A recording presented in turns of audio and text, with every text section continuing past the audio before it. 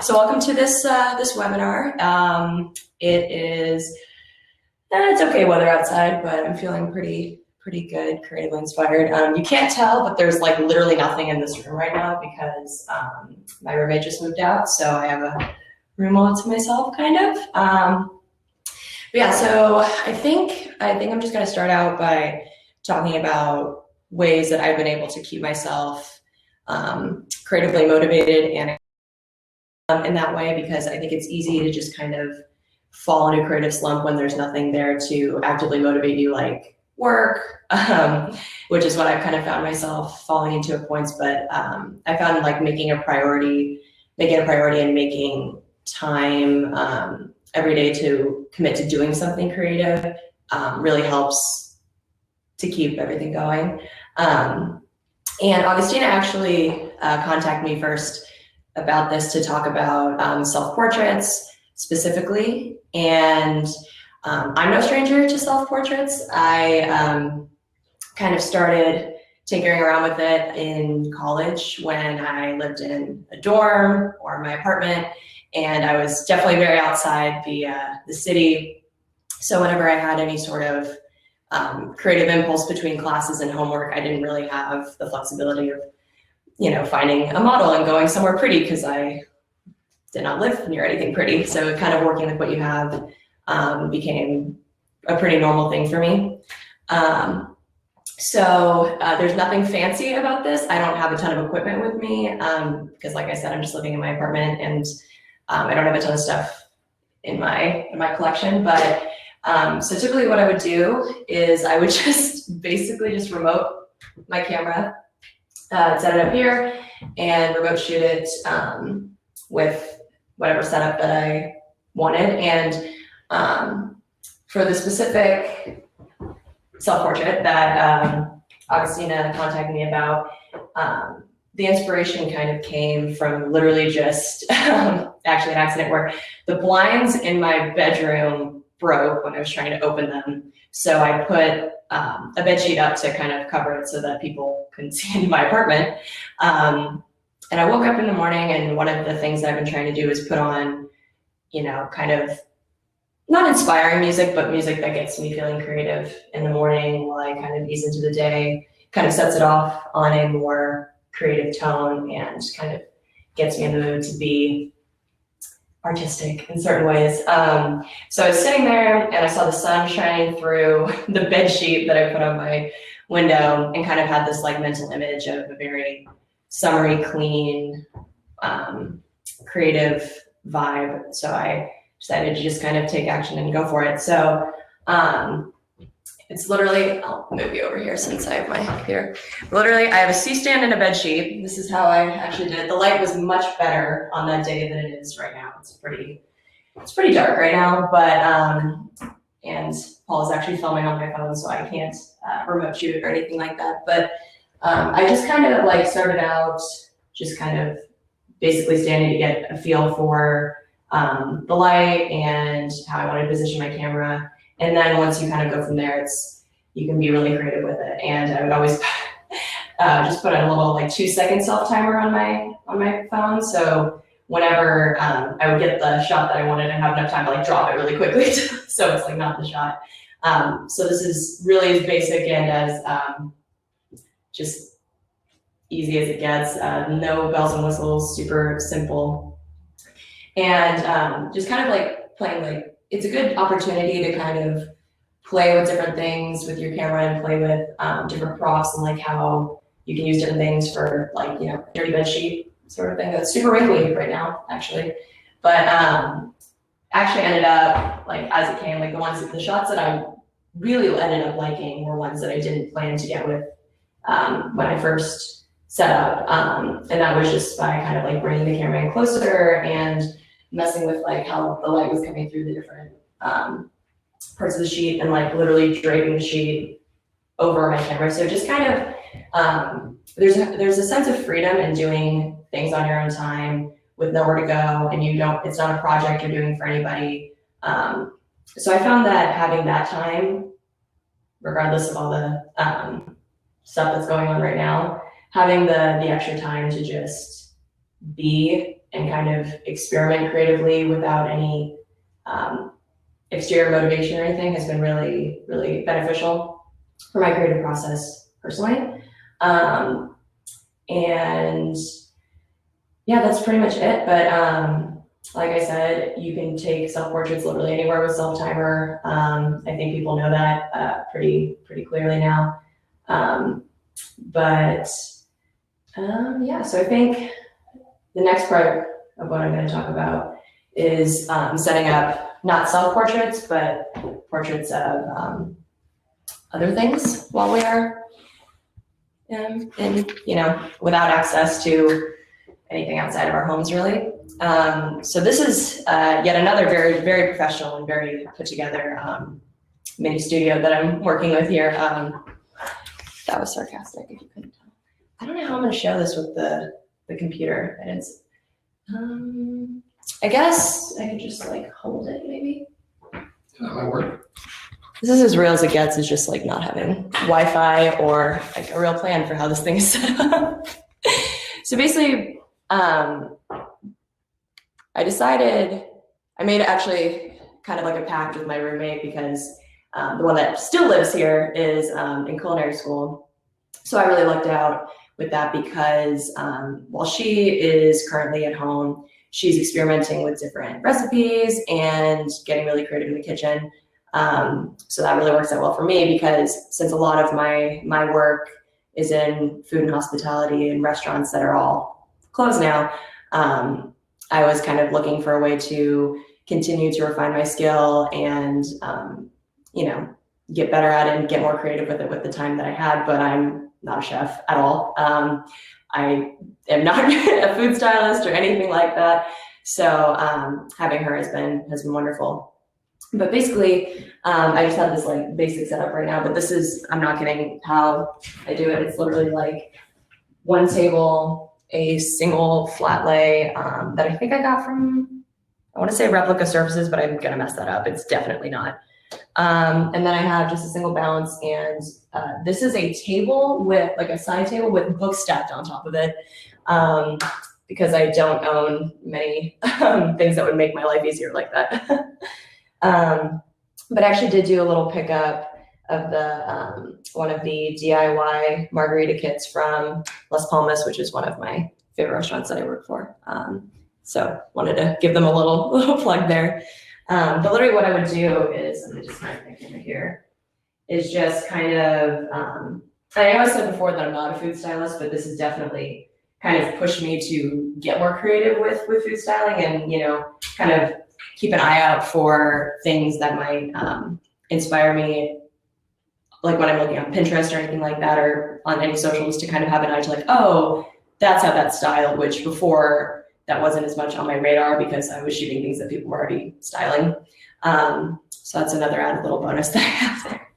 But yeah, I would literally just do, just kind of start out with like a set that I think would look good, with just right by a window, easy light. Usually light's better than this. It's a little rough today, but that's okay. And then just kind of shoot around. Sometimes if I wanted to, if the light I might use artificial lighting for this too, just like with flashes and bouncing them. And what was I going to say? I just went blank. Yeah, sometimes if I've been wanting to do like experiment with like hands in the frame, since I only have myself, just using tripods and doing the same sort of setup that I would do for a self-portrait, because technically myself would be in there. But yeah, it's super simple, and I think it just I think my setup kind of goes to show that you don't really need all of the equipment that you have. Even if you have the equipment, it's just not available to you at the time of social distancing. You can really get creative with little things that you have, like sheets, white, even just like any sort of table surface totally works. But I found personally that being kind of forced into a sort of restriction has been slightly beneficial in a, it's not ironic, that's not the phrase, in like a paradoxical way, maybe? Unexpected way where, and actually my, a creative writing professor I had talked about this, how she was saying that she was giving an assignment and it had a lot of rules to it where it was like, you need to have this many characters and like this needs to happen and this thing and very like specific guidelines. And she said, your best creativity comes from restriction. And because sometimes when you have so much available to you and the whole world is available to you creatively, it's hard to know where to start and it's hard to kind of target and harness your creative energy into something specific and something that you can bring into fruition. But sometimes when you have those limits, it kind of helps you get really deep into your creative pursuit and really articulate with it.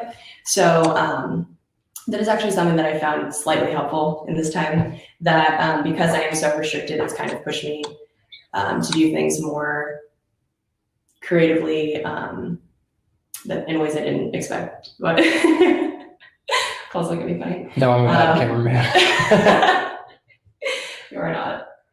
But and then like everyone else has kind of talked about, just keeping your eyes open for sources of inspiration where you don't expect.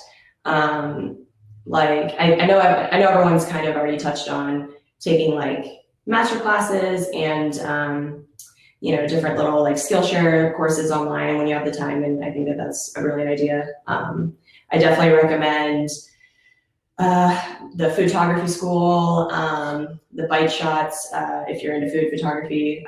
It really helps kind of refine your skill, and it's helped me a lot with food styling and things that weren't exactly completely refined when I first started out shooting food. But you know, if you can afford it, or if you want to put the time in, like Annie Leibovitz masterclass is always a good recommendation for me. Or so anything like that is very smart. But I think looking for inspiration in different avenues, like different books. I found like even cookbooks, like my maid of honor sent me a beautiful cookbook for what was it? I think it was for Easter or something. But she was like, you should learn how to cook, and I was like, yeah, maybe, but I'll probably use it for like food inspiration for photos instead. And then what was I gonna say? Oh yeah, and then if you have like, you know, any sort of art books or anything that you buy because you want to use them as props, but then you actually end up reading them and they give you a lot more inspiration for your own work and thought. And then I think like trying to branch out in other ways creatively also helps, where right now I'm reading The Luminous Portrait by Elizabeth Messina, and she is a only film wedding photographer, and she kind of goes through the basics of not just like the technicalities of film, but like how it's different and why it works the way it does, and what it can do for a photo, and like it's making me see film in a completely different way. And I've shot film for like 5 years, 6 years, not anything too like professional, just mostly for fun, but it's making me see it in a more artistic and into like very interesting and intricate light. And then yeah, just looking to different forms of creativity, like I don't know, I think, is now a good time to transition to graphic design, or should I? Sure. Clearly this is really, really scripted, really planned. But I'm logging in my iPad. But another thing that's really, that I've been pushing myself to do during this time where I have a lot of free time, is to kind of return back to different routes of creativity that I wasn't putting enough time into because I didn't think I had the time to. and things that I loved like my whole life. Like I've drawn my whole life. I've been, let me move this down a little bit, sorry. I've been, I've been painting my whole life, I've been drawing my whole life. And I did a lot of graphic design in like middle school and high school, but since I kind of started doing freelance photography as a full-time or nearly full-time job, I was like, I don't have time for that anymore. And I never, I didn't put the time into it that I should have, now that I'm realizing. But now that I've had more time, I've been returning to those things, and it's been really beneficial, not only because I'm learning that these skills I might be able to take with me afterwards, but it's kind of like kept my mind like thinking foremost creatively, which is a hard thing to keep going to keep going while you're not surrounded by anything that particularly inspires you. Like you're not out in the world, you're not meeting other creative people, you're not doing those things that typically inspire you. So for me, painting or doing some sort of like graphic design work helps me kind of access that in my mind. Like, oh, that's where, like, that's a creative inspiration that I want to do later. Like that's sort of something that keeps the energy flowing. Like for example, I just had this over to Tribal this morning, but some of the little like things that I've been doing are just, I don't even know if you can see it on there. Can you see it? I don't think so. Maybe. I think you can see it. I don't think you can see it on this guy. Basically just like some like, oh wait, maybe if I tilted this way, you can see it. Yeah, that works. Yeah, cool. But just like, fun little projects that, and even if those things aren't things that come naturally to you, and they're not like, not everyone was like a painter before they were a photographer. So I'm not saying just go paint. It's so easy. You were all like artists before this. But I think like trying to do new things can be really surprising, where it's like, I never cook and I never really learned how to do any sort of food styling, but it's been nice to push myself to do that more. And it's something I'm like a little bit like, now I actually pay attention to those things, and I am getting more and more excited to cook when things open up and like help style food. When I do return to work, I can kind of have more of an eye for that, like styling the food that is given to me. But yeah, I've only been on for like 20 minutes, but I feel like I've talked about everything.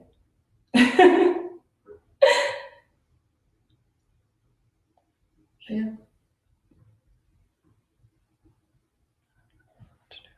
Yeah, I don't know. Should I keep talking? I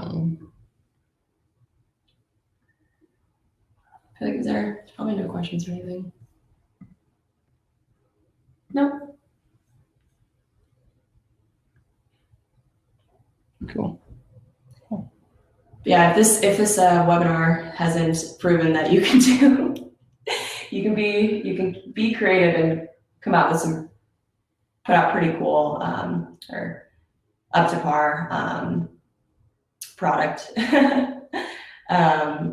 especially considering with this whole setup. If that doesn't prove that, then I don't know what does, because it's super basic, and I think making it a priority is what's been really important for me, because I think the first few days of quarantine, Paul can attest to this, I was like losing it. I'm like, I need this routine. I need to be able to do this. I need to go meet these, like talk to these people.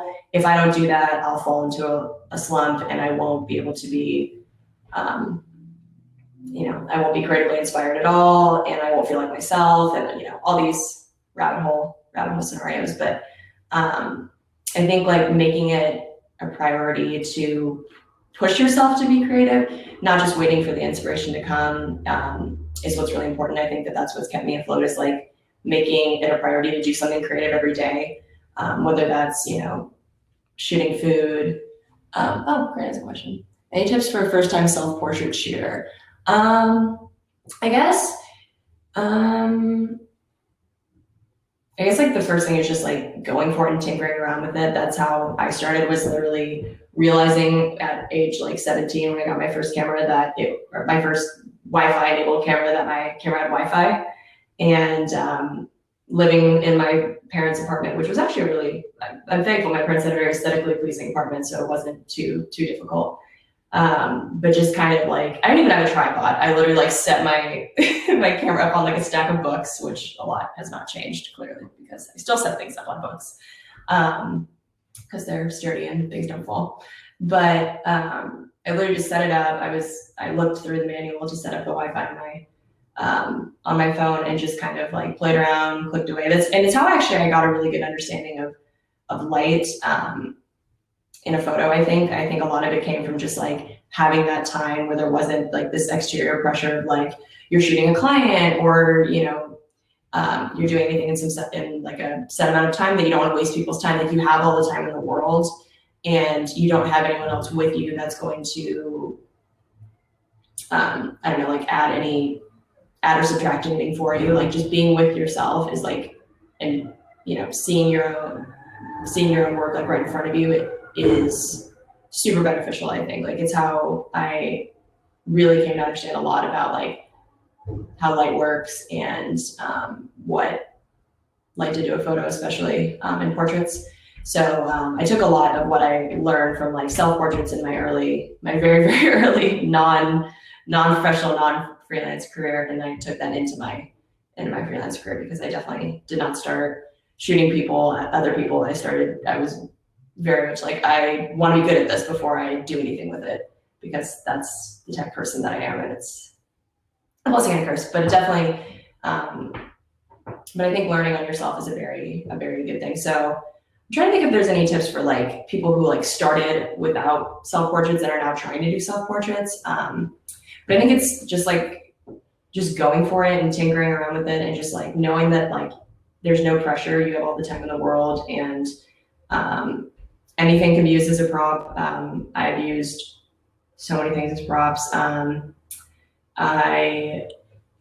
You don't have to have like the prettiest setup ever. Like I said, a lot of my self-portraits were taken in my college dorm room a few years ago, and there's some of the ones that have had the best results, in my opinion. It also gets you comfortable kind of being in front of the camera, which it's funny because I used to be a lot more comfortable in front of the camera, but then I stopped doing self-portraits for a while because I got so busy. And it's funny because I like kind of lost it, and then being in front of the camera again was a little bit like, oh, I don't really remember how to do this. It's weird, but I think like coming back to doing self-portraits helps train you a little bit more to be in front of the camera, and it's been refreshing my memory of like, oh, that's how I want the photo to come across when I'm the subject. That's what makes a good photo for my personal portrait. But yeah, it's pretty easy, pretty simple, and I think just being diligent about it, and having a routine about it, and having being not strict with yourself, because I don't think that's the attitude to go with these days. I think you need to be gentle with yourself, but I think keeping yourself accountable to keep your creativity going. And I think if we're lucky, we can learn something during this time that we can take with us when our lives do go back to normal. And I feel like I've already learned a lot, just being in this what word did I use earlier? Not resistant, being in this, not boxed in, but I used that word earlier. What was it? Being in, just having limitations, I guess, has like kind of pushed me in ways that I didn't expect. And it's helped me grow creatively in ways that I hope I'll take with me when I'm a fully functioning creative again. All right, well, I think I covered everything in this basic and on the spot as you can do. And I think, yeah, like when the creativity like hits you, just go for it. Like it's the worst that can happen is no one sees it. The best thing that can happen is you learn something, which I think has helped me a lot. So just kind of seizing the opportunities where they are too. But yeah. Yeah, I think we're good. Well, thank you guys so much for tuning in to this very, very scripted and put together webinar. I promise I had ideas, but I'm just like not good at this. All right. Awesome. Bye guys.